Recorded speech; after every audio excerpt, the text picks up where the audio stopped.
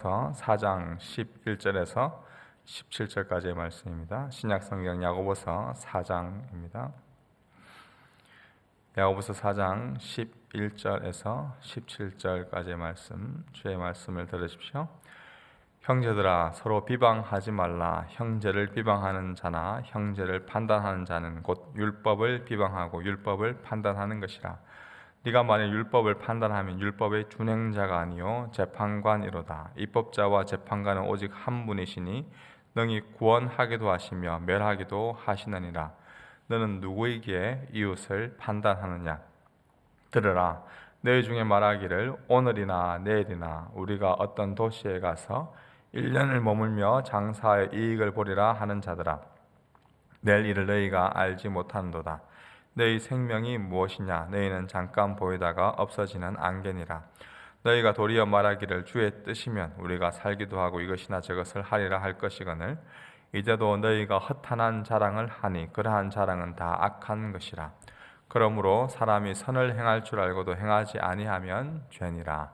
아멘. 야고보서는 이곳저곳으로 흩어져 신앙생활을 하고 있는 성도님들, 즉 교회 공동체를 향해 보낸 편지입니다. 마땅히 성도로서 어떻게 살아가야 할지 구체적인 이 삶의 지침을 잘 안내해주고 있습니다. 오늘 말씀을 통해 우리는 성도로서 어떠한 삶을 추구하며 살아가야 하는지 함께 살펴보기 원합니다. 먼저 첫 번째는 서로 비방하지 않는 삶입니다. 11절에 서로 비방하지 말라. 우리가 언제 쉽게 다른 사람을 비방하게 됩니까? 바로 나 중심으로 바라볼 때입니다. 관계의 중심에 언제나 내가 있으면 내가 다른 사람보다 잘났다고 생각할 때는 나보다 못한 사람에게 비아냥거리게 되고, 다른 사람이 나보다 잘났다고 생각하면 괜히 터집을 잡을 것이 없는지 찾고 비판하고 시기하게 됩니다. 인디언 속담 중에 그 사람의 신발을 신고 오랫동안 걸어보기 전까지는 그 사람을 판단하지 말라라는 말이 있습니다. 우리가 익숙히 알고 있는 사자성어 중에도 역지사지, 다른 사람의 처지에서 생각해 보라는 말도 있습니다. 누구도 다른 사람의 입장에 되어보지 못하면 완전히 그 사람을 이해한다라는 것은 불가능합니다. 한국에서 자라왔던 여러 가지 배경들, 문화들, 환경들, 또 이민사회에서 살아가고 있는 여러 가지 모습들을 우리가 섣불리 판단하기에는 어려움이 있습니다. 서로 다양한 신앙 배경과 다양한 환경과 문화를 가지고 모여있는 공동체가 바로 이 교회 공동체입니다. 내가 신앙생활을 해왔던 방식에 너무나 익숙해서 다른 사람들이 하는 방식을 틀렸다라고 받아들이게 되면 우리가 위험해집니다. 서로의 다름을 이해하고 존중하는 삶이 성도의 삶이다라고 권면하고 있습니다. 이어지는 말씀에 보면 형제를 판단하는 것이 곧 율법을 비방하고 판단하는 것이다. 더 나아가 성도는 율법을 재판하는 자가 아니라 지켜야 하는 준행자다라는 그 사실을 상기시켜 줍니다. 하나님은 선하고 의로우신 분이십니다. 그렇다면 하나님이 주신 말씀도 선하고 의롭습니다. 무엇이 옳고 그른지 판단하는 것도 가장 선하고 의로우신 하나님께서 하십니다. 지금 당장 눈앞에 펼쳐진 성도의 그런 단편적인 모습을 보고 비방하고 비판하려는 그러한 시선들을 내려놓고 하나님의 마음으로 하나님의 뜻으로 서로를 바라보고 이해하는 그러한 은혜가 있어야 할 것입니다. 무엇보다 입법자와 재판관 되시는 하나님이 직접 이 땅에 오셨던 그 예수님을 기억하십시오. 죄 없으신 분께서 가장 불의한 재판을 당하셨고 비방당하시며 십자가를 지었습니다. 율법을 친히 제정하신 그분께서 율법을 온전히 지키시고 준행하셨습니다. 인간을 이해하기 위해 인간의 신발뿐 아니라 인간의 몸을 입고 이 땅에 오셨습니다. 입법자이자 재판관이신 그분께서 직접 재판을 받으시며 친히 십자가를 지신 것은 바로 저와 여러분을 위한 것이다라는 그 사실을 기억하십시오. 모든 인간의 죄를 짊어지시고 죽으신 예수님의 그 은혜에 감사하며 오늘 이 하루도 다른 사람을 비방하기 전에 그 사람의 신발을 신고 오랫동안 걸으며 그 마음을 이해하고 예수님의 마음으로 살아가는 이 하루가 되기를 소망합니다. 두 번째로 성도가 추구해야 될 삶을 한마디로 허탄한 자랑을 하지 않는 그러한 삶을 말합니다. 13절 이하에 보니까 장사하러 다른 도시로 떠나는 유대인 성도들을 향해 지금 이야기하고 있습니다. 옛날이나 지금이나 유대인은 이 뛰어난 장사술을 가지고 있습니다. 지금도 세계 경제를 쥐었다 폈다 하는 그러한 민족이 바로 유대인들입니다.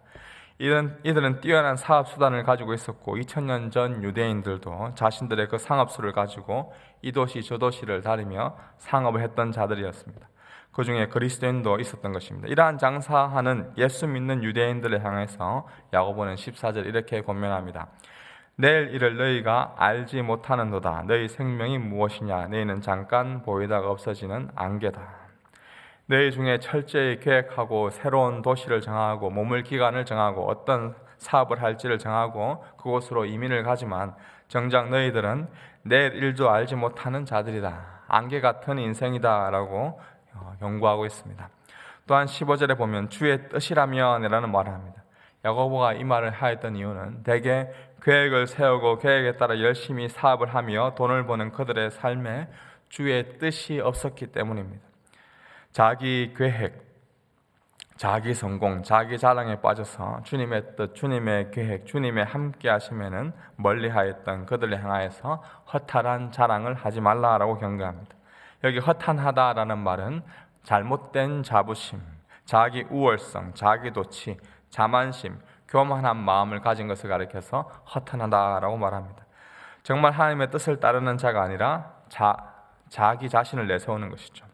이 아침 우리가 기도할 때 우리가 마땅히 부르짖어야 할 것은 바로 내 뜻이 아니라 주님의 뜻이라면 나의 원대로 마시고 아버지의 원대로 하옵소서라고 간절히 부르짖었던 그 예수님의 기도를 본받아 예수님의 뜻이라면, 하나님의 뜻이라면 이라는 기도하는 이 아침이 되기를 소망합니다. 예수님을 핍박하며 그리스도인을 박해하였던 그 사울은 철저히 자신의 계획에 따라 열심히 있었던 자입니다. 자기가 생각하는 그 선한 일을 성취하고 성공하기를 좋아했습니다. 그러나 그가 하는 모든 일은 다 악하였던 것입니다. 왜 그렇습니까? 주님의 뜻이 빠져있는 삶이었습니다. 당시 힐렐파를 이끄는 석학 가마리엘 아래에서 철저히 구약 성경을 배웠고 그럼에도 그는 율법을 지키는 일과 유대인 전통에 따라 철저한 계획을 세우고 실천한 일에는 열심이었지만 정작 하나님의 뜻, 하나님의 마음은 알지 못했습니다. 그렇기에 예수님께서 그를 만나주시고 그와 함께 하시고 그의 삶을 변화시켜 주셨습니다. 예수님을 만난 후 그의 인생은 철저히 모든 계획마다 주님의 뜻, 하나님의 뜻을 구하며 살아가는 진짜 선한 삶을 살았습니다. 주님이 허락하시면, 주님의 뜻이라면 내가 그렇게 하겠습니다.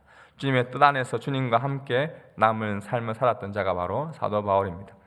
그래서 바울은 남은 삶을 복음을 전하며 성도로서 마땅히 그 선한 삶을 살아갔던 것이죠. 오늘 우리가 읽었던 이 마지막 17절 말씀 우리 다 보시면 야고보는 또한 우리가 이렇게 권면하고 있는데요. 그러므로 사람이 선을 행할 줄 알고도 행하지 아니하면 죄다.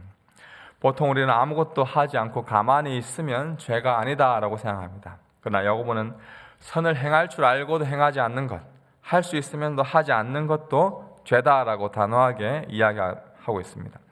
성도로서 죄 짓는 삶을 살지 않는 것은 당연한 일입니다. 마땅히 해야 할 일입니다. 그러나 더 나아가 우리는 성도로서 선을 행하는 그 일에 또한 적극적으로 동참해야 됩니다.